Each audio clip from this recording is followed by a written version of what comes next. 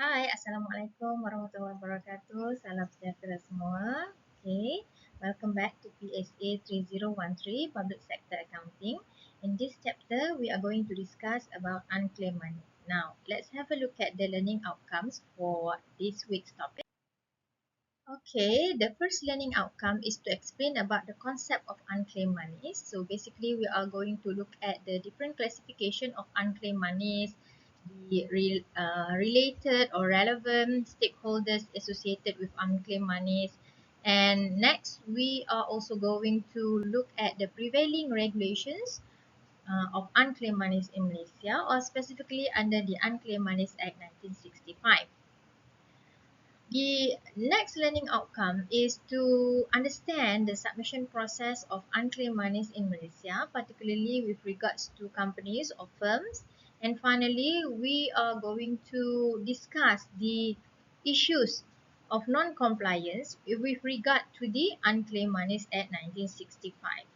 Now, let's begin our discussion. In its general term, unclaimed monies refer to an amount of money to be paid legally to a proper recipient within a certain period of time as specified in the Unclaimed Moneys Act 1965. This is the law that details out the provision or how to deal with unclaimed money in Malaysia. The law specifies that any sums of monies which have existed for a specified period of time and have yet to be claimed by the rightful owners will then be transferred to the Registrar of Unclaimed Monies, pendaftar wang tak dituntut. The owner of this money can be recovered from the registrar either in person or in writing. Jadi, siapakah pendaftar ini ya? So in 1965, the Accountant General was appointed by the Minister of Finance to be the Registrar of Unclaimed Monies. It was reported that a total of 11.2 billion ringgit of unclaimed money is under the management of the Accountants General Department, Jabatan Akauntan Negara Malaysia, as of April 30th, 2023. This is despite the efforts made by the authorities to return the money to their rightful owners. The Accountants General Department, which manage the unclaimed money, has returned more than 3.3 billion ringgit up to December 2023. So this is obviously a huge amount of money just sitting there lying idle in the consolidated fund account of the government. Banyak kan? The Ministry of Finance said that 10 billion ringgit of the unclaimed money had been kept in fixed deposit and generated a return of 250 million ringgit a year for the past 10 years, and that 250 million ringgit return earned had been paid to consolidated funds and then used for development and assistance of the rakyat. As mentioned earlier, the Unclaimed Moneys Act 1965 specifies relevant things related to, well, obviously, the unclaimed monies in Malaysia.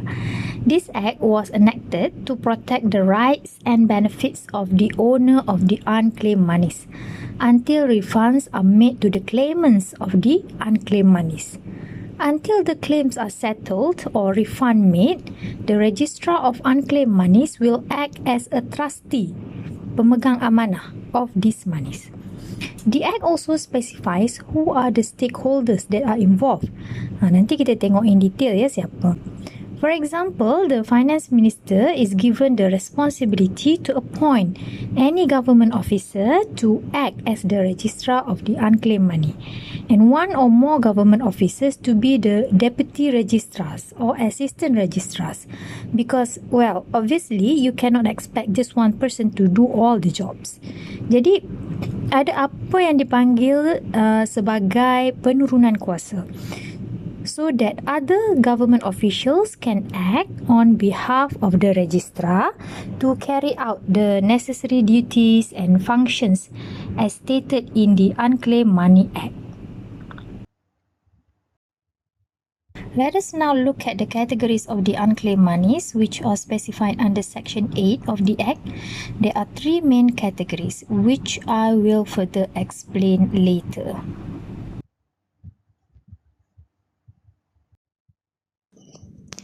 As we already know by now, the unclaimed money is money that has failed to be given to its rightful owner. The first category are monies which are legally payable to the owner but have remained unpaid for a period of not less than 1 year.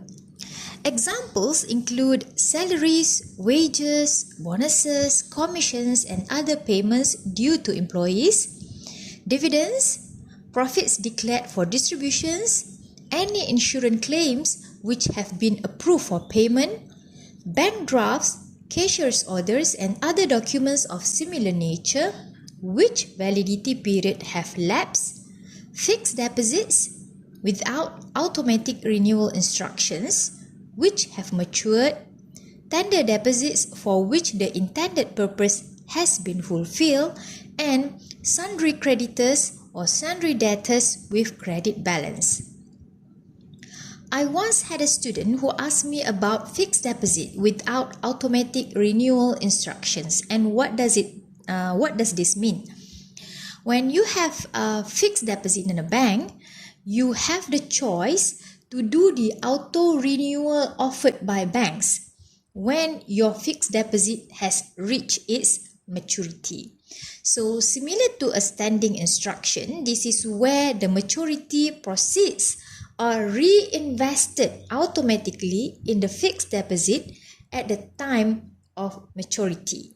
Jadi, bank akan renew lah fixed deposit secara automatik.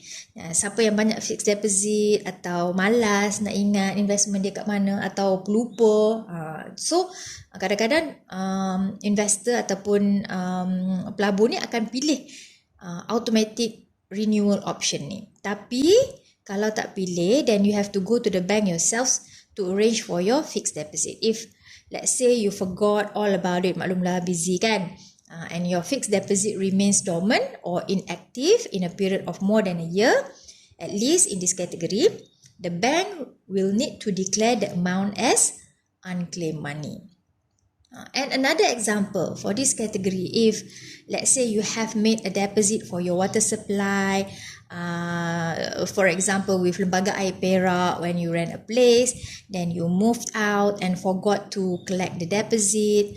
So after a year, katakanlah if let's say Lembaga Air Perak cannot trace your whereabouts because you did not update your address, you change your phone number or for whatever reason, then the money need to be handed over to the registrar of unclaimed monies by Lembaga Air Perak.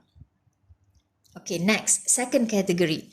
Money standing to the credit of an account that has not been operated in whatever manner by the owner for a period of not less than 7 years. For example, saving account, current account or fixed deposit with automatic renewal instructions that were inactive for the specified period. For example, if you open several bank accounts, dekat Maybank ada, CIMB, Bank Islam, RHB, merata-rata lah bank seluruh Malaysia ni, kiranya you buka account tapi pakai satu account saja, Maybank contohnya. Yang lain tu semua tak aktif. So after 7 years, if there is no activity, the bank will then have to submit your money to the registrar as unclaimed money. Finally, the third category, monies to the credit of a trade account that has remained dormant for a period of not less than 2 years. For example, trade creditors account or trade debtors account with credit balance. For example, you have a credit balance with, let's say, Astro, Telekom Malaysia, your credit card and so on. So, these will all fall under that particular category. So these are some of the reasons of why you might have unclaimed monies. For example, you forgot to change address, forgot that you have opened a bank account and rarely used the bank account and so on and so forth. Banyak kan kat sini. The Unclaimed Moneys Act 1965 specifies three main stakeholders. The first one is the registrar, second is the companies or firms, and third is the owner. Now, in the next slides, we are going to discuss these stakeholders individually. Now let's talk about one of the stakeholders that is mentioned in the Unclaimed Moneys Act 1965, the Registrar of Unclaimed Money. As mentioned before, the Accountant General was appointed as the Registrar, which means the trustee for the unclaimed money received, pemegang amanah. Other functions of the registrar are to refund the unclaimed money to the claimants, to inspect the records of companies or firms to make sure that they comply with the requirements under the Act, as well as to suggest of the compound or penalty for those who fail to meet the requirements outlined in the Act.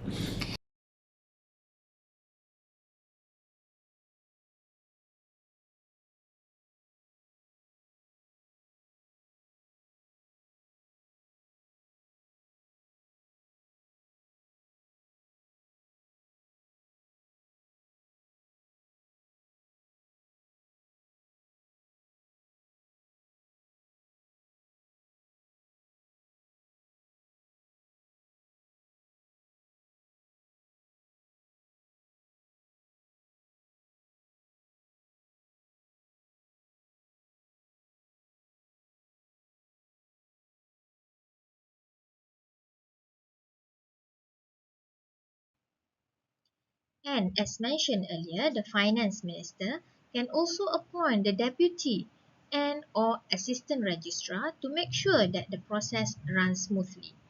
This is including appointing relevant government officer at the state level to handle the matter at a more specific level.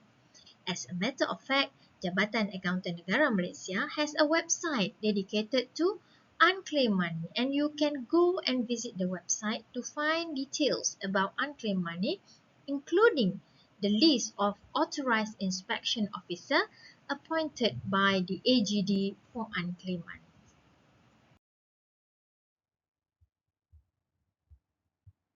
Now, who should comply with the provisions of the Unclaimed Moneys Act 1965? Section 8 of the Act specifies companies, whose definition include firms incorporated under the provisions of Companies Act 1965 or foreign entities as specified under Division 2 of Part 11 of the Act. Any board established to manage employees' provident fund superannuation schemes or any other fund relating to retirement benefits such as the EPF, LTAT, Lembaga Tabung Angkatan Tentera, Kumpulan Wang Persaraan Diperbadankan, KWAP or the Retirement Fund Incorporated. Next, all societies or cooperative societies registered under any written law relating to societies or to cooperative societies such as Koperasi Polis, Pertubuhan Nelayan, and also all corporations, public authorities and trade unions, for example, FINAS and DBKL. Section 8 also defines firm as an unincorporated body of persons, whether consisting of individuals or of corporations or partly of individuals and partly of corporations, associated together for the purpose of carrying on business, including all partnerships, audit firms, and any other types of firms. Finally, another important stakeholder of the Act is definitely the owner or recipient of the unclaimed money itself. And the definition is as outlined in Section 8 to include, aside from the person entitled to the unclaimed money as listed in the register, any executors, administrators, liquidators, or lawful attorney or agent that have been assigned by the owners.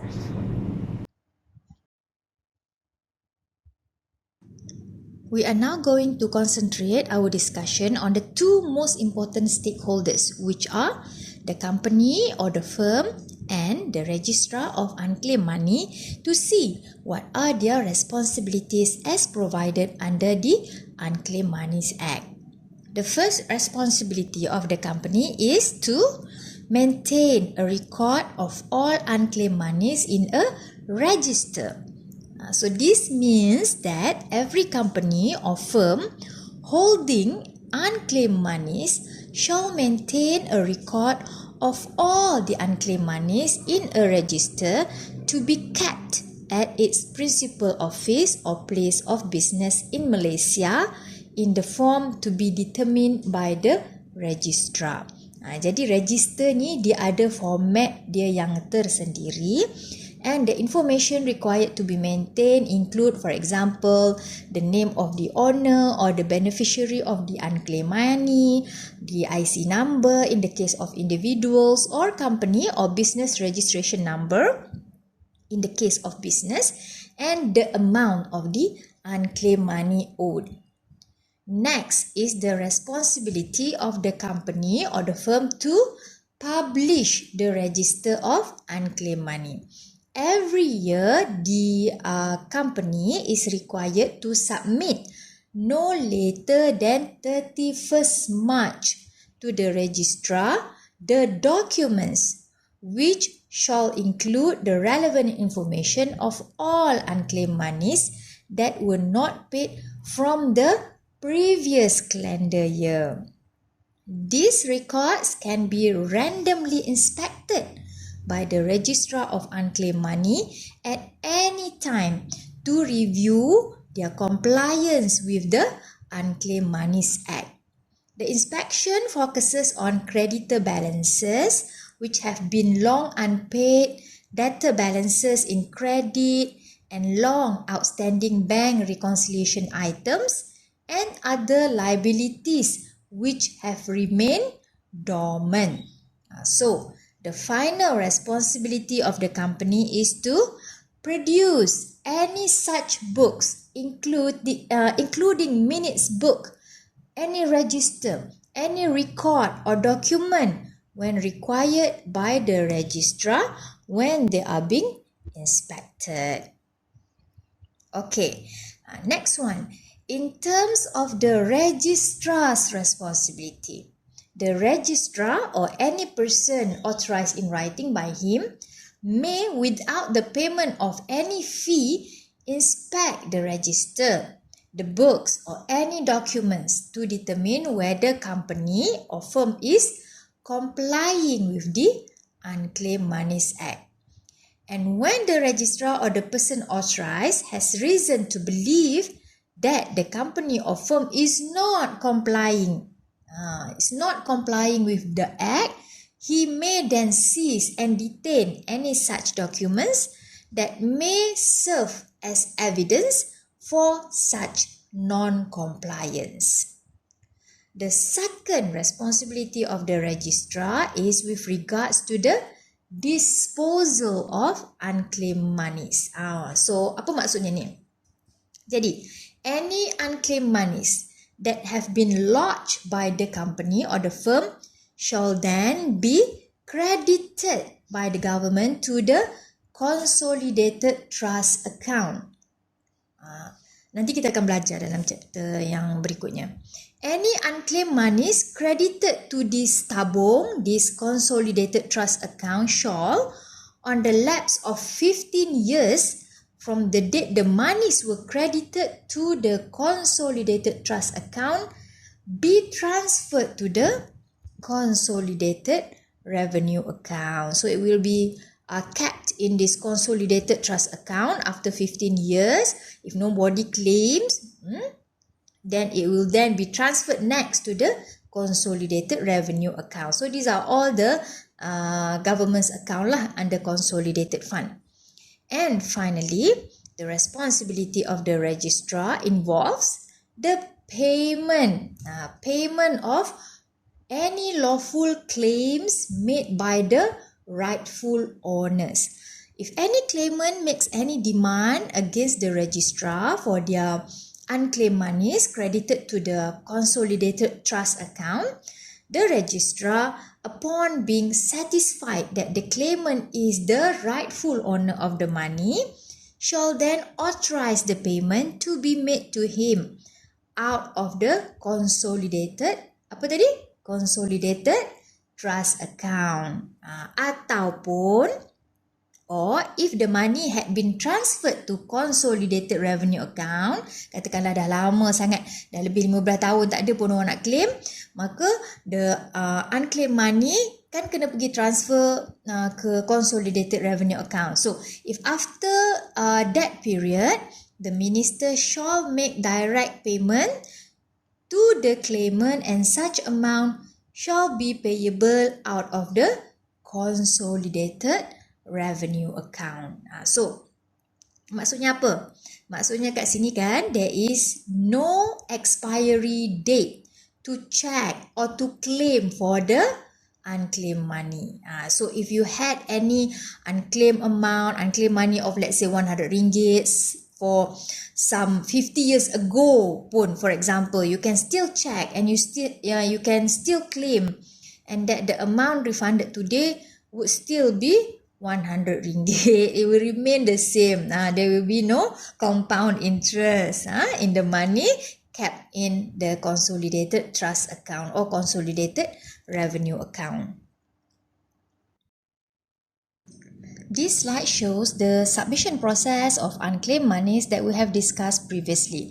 As you can see here, the entities, the firm, the company must prepare and submit a copy of the proof of payment, which must be done through online transfer or EFT, 2 copies of Form UMA4, which is the submission of unclaimed monies form to the Registrar of Unclaimed Monies, and a copy of Form UMA1.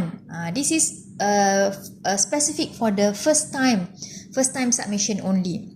So kalau dah submit sebelum ni, there is no need for you to submit Form UMA1 anymore.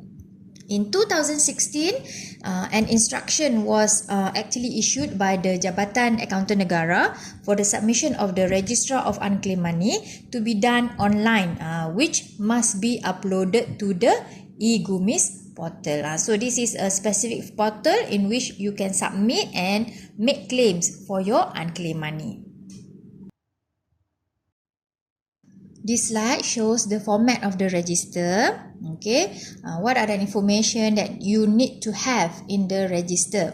So as you can see here, it has to be in the Excel format, must be very specific, the details, and the company need to list the names of the owner as well as provide information required in the UMA4 form. So the details must be very specific and in accordance with the exact format that has been determined by the Registrar of Unclaimed Money. Okay, now moving on to non-compliance with the Act.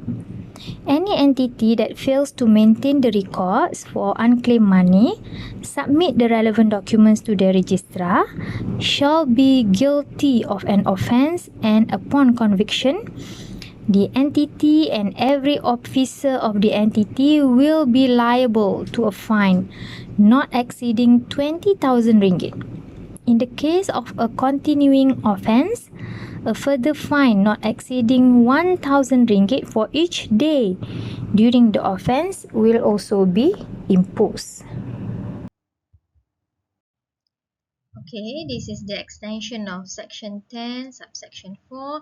However, in this particular section 10A, it is mentioned that the submission of the register is required by the end of March each year for the report of the previous year for the purpose of publication in the Gazette, and that all charges incurred for such publication shall then be borne by the registrar.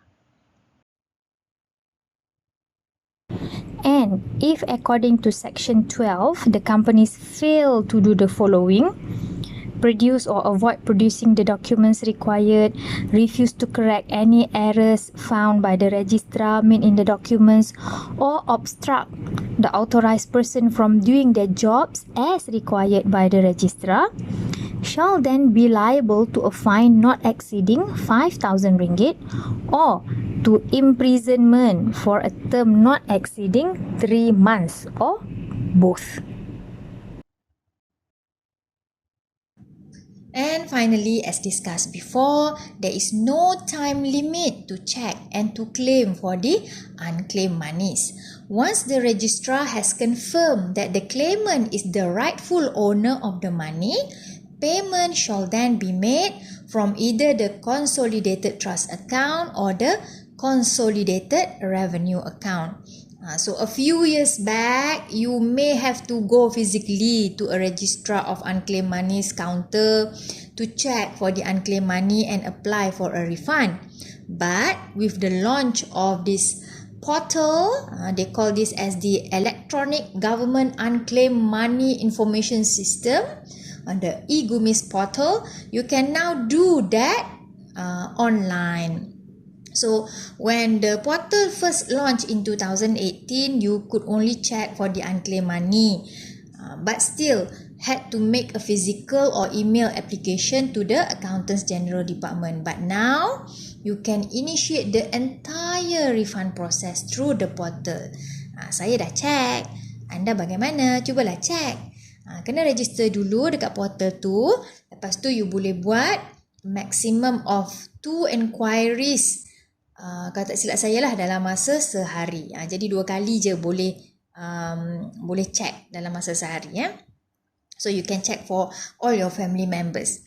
If you want to apply for a refund, you then need to fill in the UMA7 form and also to prepare several other supporting documents. This depends on whether you are making the claim for yourself or on behalf of others. Once you have applied online, while your application is still pending, you can log in into the portal anytime to check on its status or its progress.